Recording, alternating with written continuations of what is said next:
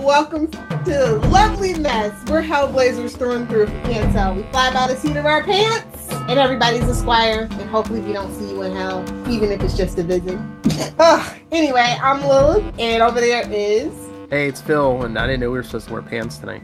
Well, you know, that's a very Constantine thing to say and do, so we're just rolling right around. Let's just jump right into it. We're talking about Constantine number 14. Yep. I read the right one. I'm always like nervous. Boy, those smoothies are working. You're on the ball, man. Well, I did just get home. Yeah, the title of the issue is Home Sweet Home. So I guess we should probably back it up and talk about the aftermath of last issue, because they get into it a little bit. Papa Midnight double crossed him to keep control of Manhattan, to keep the cult out of Manhattan. So Constantine's like 5 steps behind, and he doesn't know what game they're playing, apparently. He's just driving through the desert. Yeah, he's been tracking this. Oh, yeah, so this, actually, I like this issue. I enjoyed it a lot. It gave me Swamp Thing vibes. I don't know about you. It did remind me, take out the stuff about, the secret cabal plotting against Constantine. Take all that out, and it reminded me of, like, an older issue of Constantine. More so than actually, the cabal stuff felt like a backup story, really, to be honest. Yeah. But it wasn't a backup story, let's just be clear. Yeah. But I mean, I think this is probably so far in this series, it's like the closest to like classic Constantine. Yeah. But at the same time, I don't know like why they shy away from making Constantine be a douchebag. Because like people, when you're British, you can get away with it for the most part. And I think like on Lucifer, for example, you know what I mean? Like they really lean into that, especially the first 2 seasons, that douchiness. Because the character has a British accent and he can get away with it. It's true. It's a TV trope. Don't. I didn't make the rules. Okay. Saying TV makes all British people douchebags, except for Patrick Stewart, unless he's on Family Guy or American Dad. No, I really did enjoy this story. It felt I don't know, like for some reason, like this backstory kind of caught me off guard. What? When we get into like the demon. So the demon's like this arsonist demon, and he can make you see things. And so we get to that part where he goes in and he looks around, and then we see that he killed at least his mother, but probably his whole family, because he was doing magic, because our voice in his head told him to do it. It'd make him a great wizard, but they didn't tell him it'd be a sacrifice. Yeah. That was... Did they say both the parents? I thought at one point it said mother and father, but I don't know. I thought it was the whole family, whatever that entails. Maybe. So it's kind of, I don't know, like I feel like this was mandated somewhere. Like this just doesn't feel like something that Ray Fox would have came up with by himself, because they were getting ready for the TV show at this point in the comic book run. So I feel like that was something that maybe they were like, hey, do this, and then maybe we'll take that and put it in the TV show. Because Constantine doesn't need a backstory like that. Do you know what I mean? Yeah, I mean... Dead parents! Stop it! Knock it off! It makes sense if that was around the time of the TV show. And yeah, it does seem like someone's trying to be more formulaic with Constantine, Why? He's a douche. Why is he a douche? We need a tragic backstory. Parents are dead. Because it's the DC universe / Disney universe. What's that name? As we learned on Capes and Lunatics this week, it is an homage to Princess Bride. So just try to. The words of the paraphrase Charlie Esser, don't pull a Martha. I mean, there's worse things. Not by much, but there's worse things.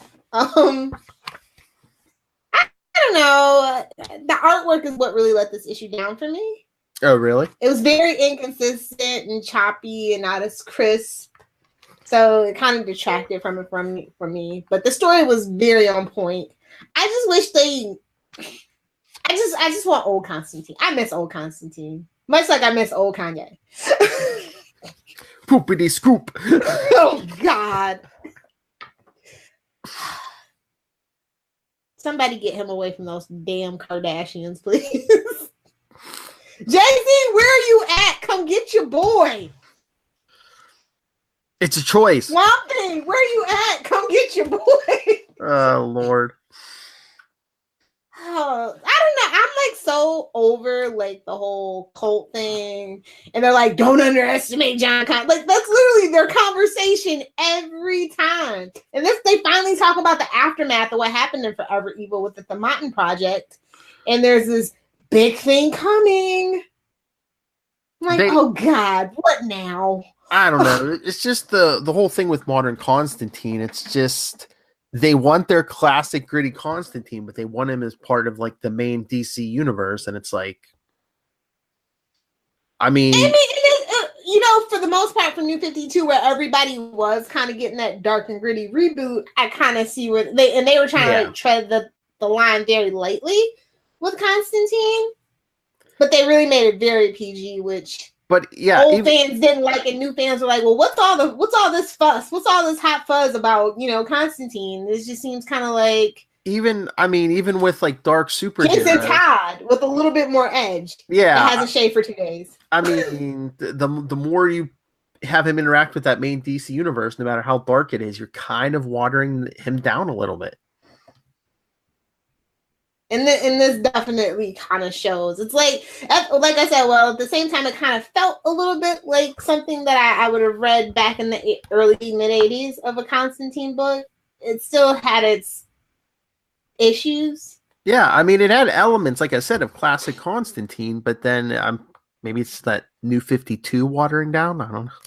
I can't put my finger on it. I did enjoy the issue. You know what it was? It's because it was a one shot, and I really feel like this series could have used more one shots instead of like these weirdly long arcs and things like that. All the crossovers. Well, the crossovers and the arcs were just like 6 issues is just too long sometimes. Sometimes you just need a one and done or 2 and done. And I think it seemed kind of out of place, unfortunately, because it's like issue 14. Why aren't we doing stuff like this like from issue 1? Yeah, but I will say this is kind of like that halfway point where it's just like, okay, I think they're getting their footing. They finally aren't like they don't have all these like weird mandates and things like that. Mm-hmm. So, but like I don't know, like I remember when I was so hyped about Justice League Dark, and then what it turned out to be was kind of a disappointment. Mm-hmm. And I always thought that they would loop back around to it. Well, they're kind of doing that soon, but it's not going to involve Constantine, though. Which is a mistake. Yeah, it's going to be more like Wonder Woman. Like, as soon as Legends is outperforming Arrow, they're going to be like, oh, Constantine's new Batman. Put him in everything. Make sure he looks like Matt Ryan. Oh, yeah. The days of him looking, yeah, he's going to look more and more like Matt Ryan anymore. Oh, yeah. Or if the art is bad, he's going to look like that guy on Legends who showed up in the wig. Gary. Oh, Lord. Dude, that's what we need. We need a Gary comic. Where's our Gary comic? You and Charlie Esser can write that. Anyway, no, how many issues is in this run? I want to say it was 22. I think it's something like that. Let me look, because I want to get through this, and then we're going to get back to original Hellblazer. Yes. Yes. I just really feel like I thought this was a short run. Or is that the other one that got canceled? The one after this, what Constantine? I thought that only had 14 issues or something like Constantine that. the Hellblazer? Probably something like that. Yeah. 52. Because I don't think that one made it to 20. No, it didn't. Not at all.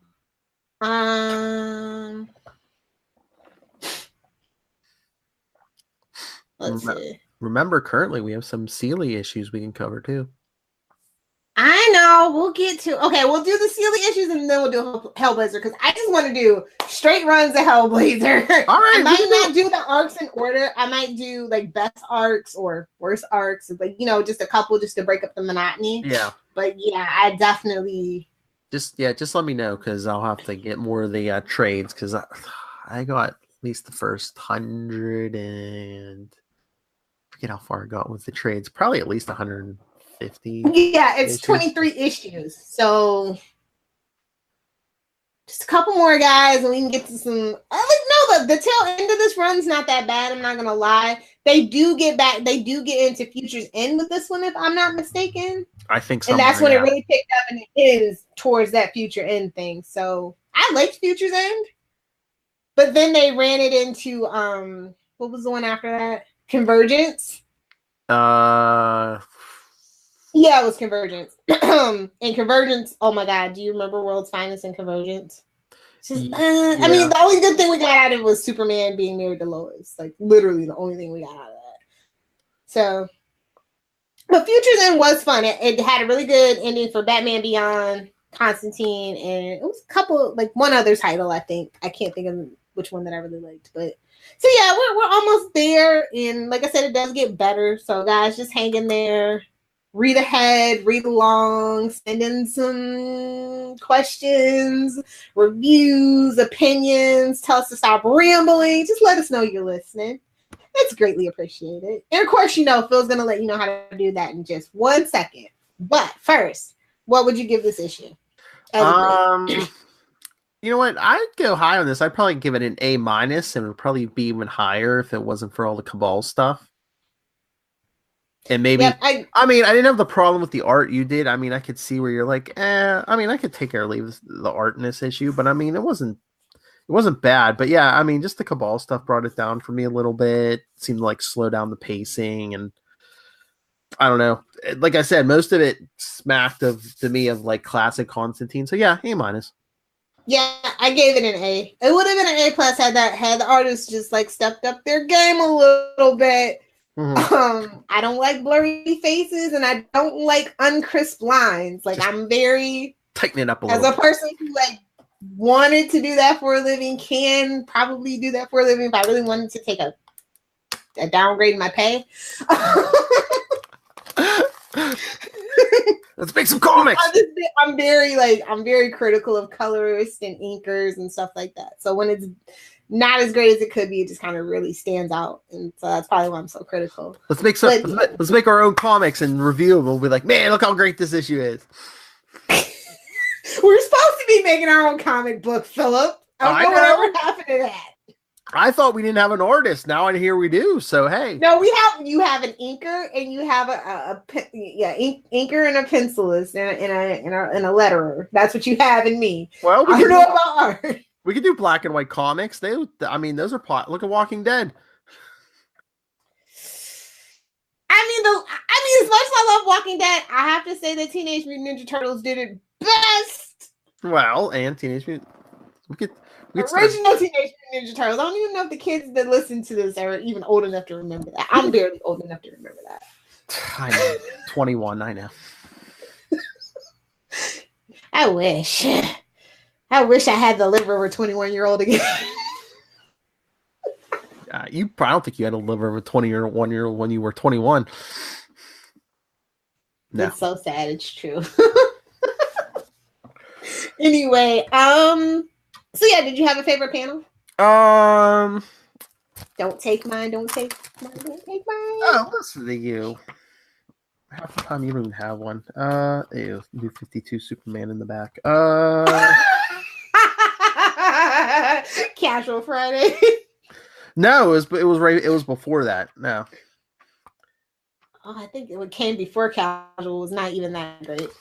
No. He just appeared 25 with ripped abs out of nowhere. I think it was like right after Jimmy discovered he was Superman, Oh. Yeah. Yeah, get out of here. I'll go with page 2 with Constantine pulling up in the car. Stop me if you heard this before, love. My favorite one, actually, I thought that the art was the best on, was the page where it's revealed that he burned the house down with magic.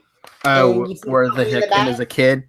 Yeah. Yeah. Of course, it's a splash page. Of course, I love it. Oh, yeah. I don't know. It's just something about like orange, reds, and yellows that just really scream Constantine to me. Because you never know. Exactly. So I thought that was pretty good.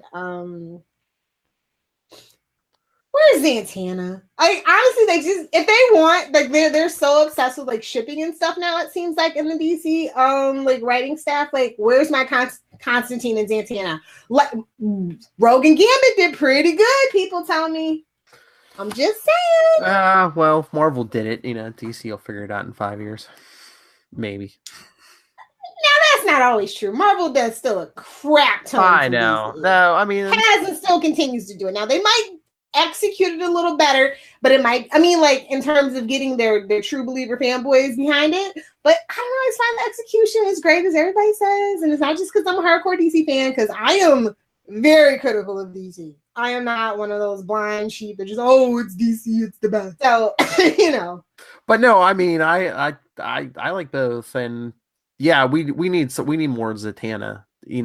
Either her own mini series or ongoing or something. A team up between the two would be great. I need some Zatanna. Like, they like Zatanna fans. Where y'all at? Yeah, shorts and fishnets. Her and Black Canary can get a team up. Bombard DC with your rants and tell them we sent you. Send them rabbit's feet. Tell them you want more Zatanna. Should we start an online petition to get a Zatanna book? Let us know. Phil, tell them how they can help us start a petition. Where can they find us at? Well, if you would like to join the movement, you can always email us, newcastlecrew@gmail.com, facebook.com/Newcastle Crew Podcast, @Newcastle Crew on Twitter, and @CL Sidekicks on Twitter. And remember, follow us on Instagram, Newcastle Crew Podcast, and CL Sidekicks once again. And the voicemail, 614-382-2737. That's 614-38-CAPES. So easy. Don't even need a liver to do it. Well, and if you do it from the Facebook or the Instagram, all you have to do is hit a button. Yes. You don't even have to dial. You just hit a button. That's right. Anyway, if you guys want to find me, next time you'll see me in action on Twitter is the Flash finale and then the Arrow finale, live tweeting it. So if you want to join me, @Lilith Hellfire. For everything else, @Adventures in FG. That's Facebook, Pinterest, Instagram, and Twitter, @Adventures in FG. Philip, where can all our lovely comic book content creators reach you at? Well, executive producer, all the comic creators, Matt Ryan, if you want to sit down with us, I know you do. Play some Dungeons and Dragons. That's right. Email us, email me, nightwingpdp@gmail.com, and on Twitter, I am @nightwingpdp. All right, then. So, Hellblazers, thus wraps another episode, but fear not, because you'll have another episode very shortly where we'll be reading Constantine number 15. But until then, I'll see you in hell, Squire.